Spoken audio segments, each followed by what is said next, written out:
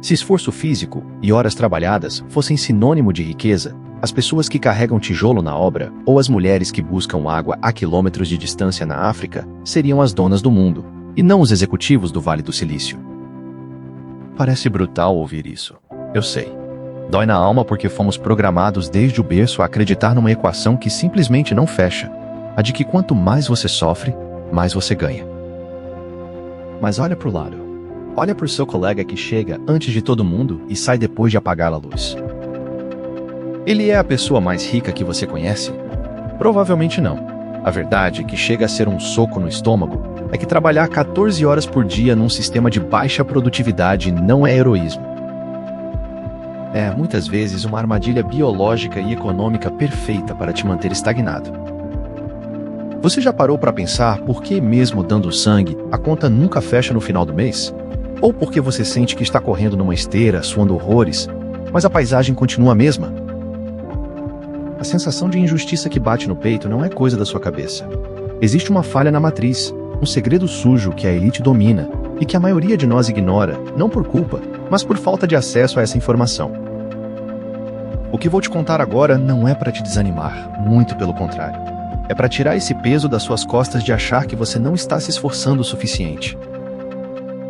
Hoje eu vou te mostrar a diferença brutal entre movimento e progresso, e te entregar as 3 chaves psicológicas e práticas que separam quem trabalha até morrer de quem constrói riqueza de verdade. E prometo, não tem nada a ver com mágica. Tem a ver com entender como o seu cérebro e o mercado realmente funcionam. Meu nome eu sou um estudioso do comportamento humano e passei anos analisando por que certas crenças nos mantêm pobres. Então, respira fundo, porque a gente vai desconstruir tudo o que te ensinaram sobre trabalho duro agora mesmo. Vamos direto ao ponto.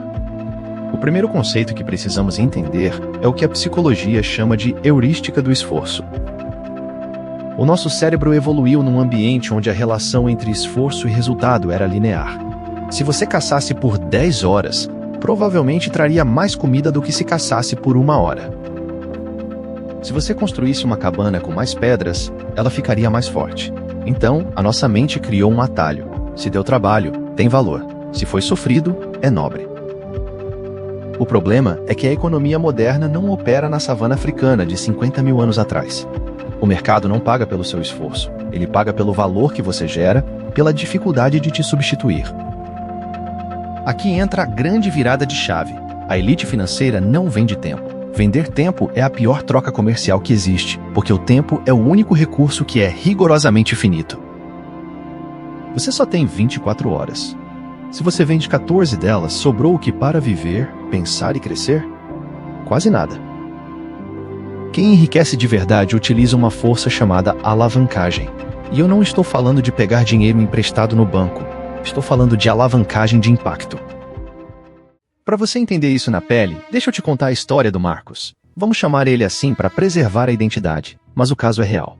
O Marcos era gerente de operações numa empresa de logística. O cara era uma máquina. Chegava às 7 da manhã, saía às 9 da noite. Sábados? Estava lá.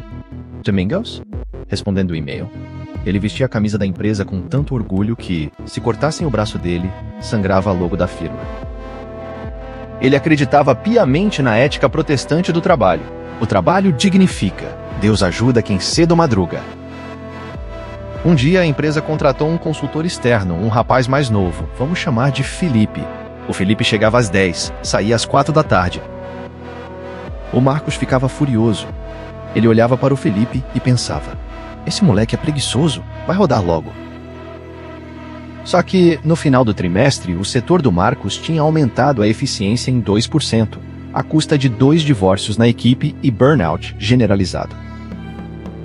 O projeto do Felipe tinha automatizado um processo que economizava R$200 mil por mês para a empresa.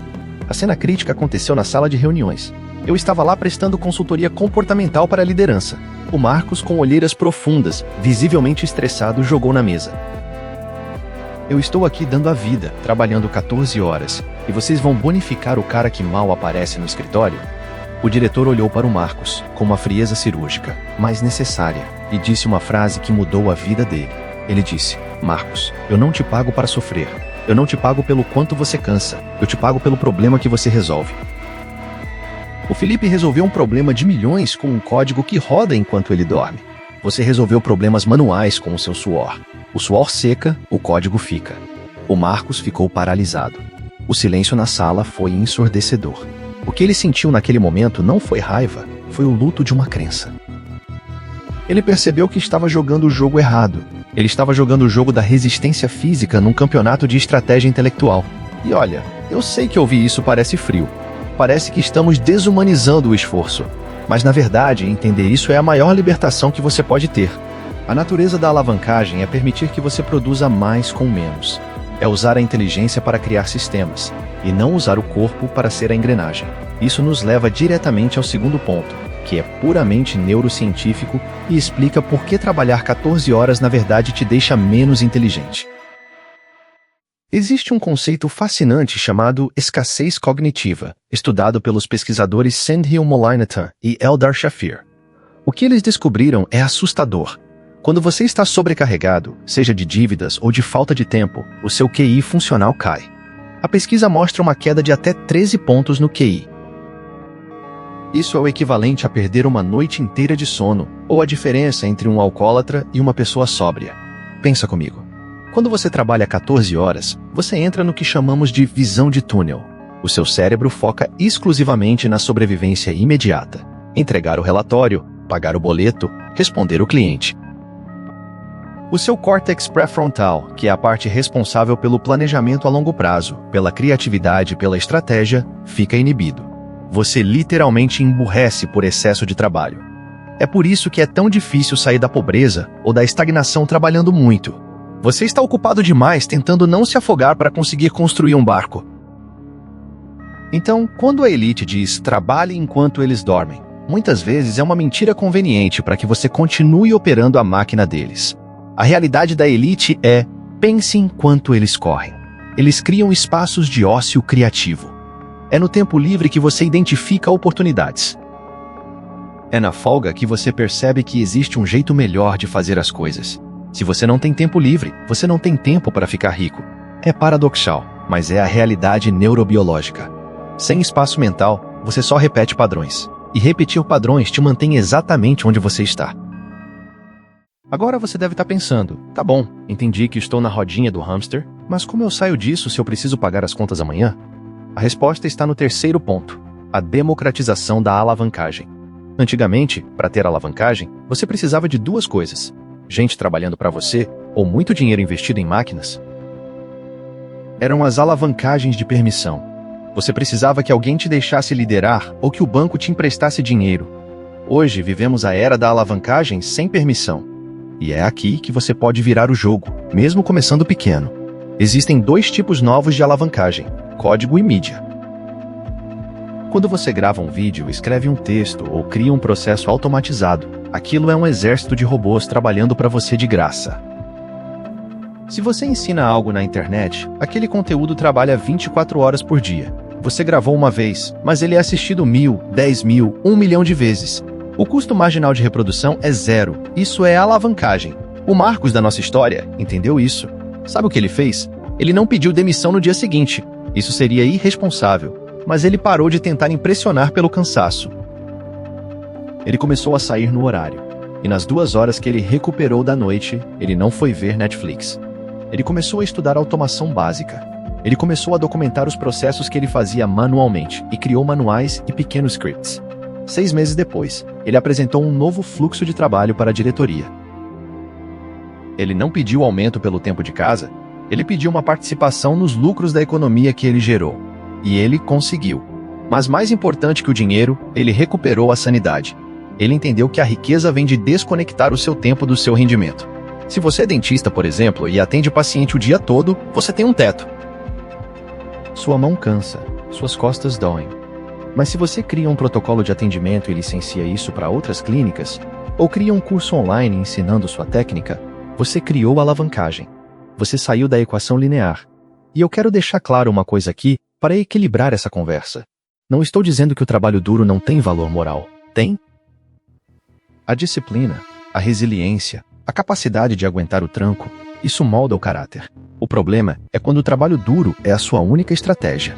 O trabalho duro deve ser a fase inicial da construção, não o estilo de vida permanente. Você trabalha duro para construir a alavanca e depois deixa a alavanca trabalhar. Se você está há 10 anos dando sangue e continua no mesmo lugar, o problema não é a falta de esforço, é o excesso de atrito. Você está empurrando uma parede em vez de procurar a porta. Isso exige uma mudança de identidade. Você precisa deixar de ser o operário da sua própria vida, para ser o arquiteto da sua própria vida. O operário se orgulha de estar sujo de graxa. O arquiteto se orgulha de o prédio estar de pé. Percebe a diferença? Quando alguém te perguntar o que você fez hoje, pare de responder com uma lista de tarefas cumpridas. Comece a se perguntar: o que eu construí hoje que vai continuar funcionando amanhã sem mim? Decifrar essa lógica não é mágica, é autoconhecimento aplicado à economia.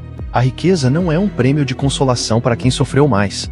A riqueza é a consequência de quem resolveu problemas complexos com escala. Então, para a gente fechar com algo que você possa fazer ainda hoje, eu quero te propor um desafio prático. Não é para largar o emprego nem chutar o balde, é algo menor, mas poderoso. Hoje à noite ou amanhã de manhã, audite o seu dia. Identifique uma tarefa, apenas uma, que você faz repetidamente e que consome sua energia mental. Pode ser responder o mesmo tipo de e-mail, pode ser organizar uma planilha, pode ser explicar a mesma coisa para clientes diferentes. Agora, tire 1 hora para pensar. Como eu posso automatizar, delegar ou eliminar isso? Se for uma explicação, grave um áudio ou vídeo e mande o link na próxima vez. Se for um e-mail, crie um modelo padrão. Comece a criar pequenos ativos de tempo. A cada minuto que você economiza com inteligência, é 1 minuto que você ganha para pensar na sua estratégia de saída da corrida dos ratos. Não tente mudar tudo de uma vez. Escolha apenas uma alavanca. Entender a ciência por trás da produtividade não diminui o valor do seu suor, torna ele útil. Não é sobre ficar desconfiado do sistema, é sobre parar de ser uma vítima dele. Você não precisa trabalhar 14 horas para merecer o sucesso. Você precisa de coragem para trabalhar menos, mas com muito mais inteligência. O mundo está cheio de gente cansada. Alce ser uma pessoa estratégica.